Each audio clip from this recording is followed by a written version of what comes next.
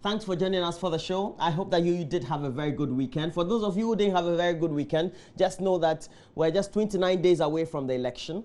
And tomorrow is also the polls for, well, the general population generally of the United States of America. Already we're having the indications that Hillary Clinton is leading by 1 percentage point. We don't know how significant that is going to be, but what they usually say is that there will be key battleground states for the election. So we hope that we also have key battleground regions for our election as well. Well, we welcome you to our show this week. Really, today is the 7th of November 2016 in the year of our Lord, and we've got our own countdown to do. We've got some 4 weeks now? Yeah, we've entered into the 4th.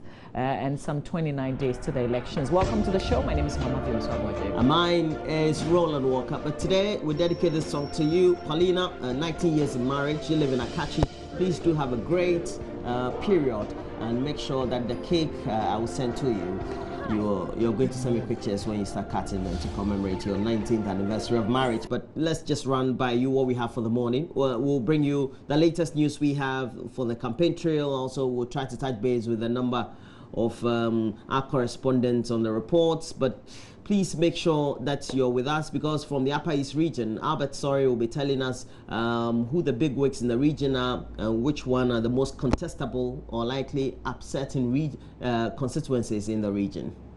And then we'll, fast forward to the Ashanti region, where our colleague Ohemen Teria has been following the president in Akomadan, where he's promised to build a tomato factory for the people. So details when we touch base with Ohemen Teria later on here on the program.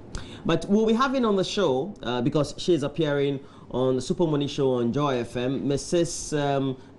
Indum, and well, Yvonne is our guest for the first part of the show. We'll talk about her life and what she makes of politics, and also what and how she sees her husband's chances as he leads the PPP for the December 2016 elections.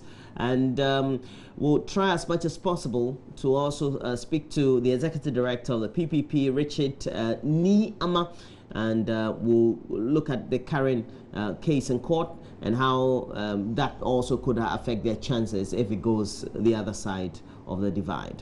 It's a big case today, though. Today is the Supreme Court's decision on Dr. Papa Kwesi Yindum. So it will be good to listen to what he's got to say. But our eye will also be on the Supreme Court to find out exactly what the outcome of that case will be. But Seth Kwame Boateng has a latest documentary. He's here on our show for us to talk about it.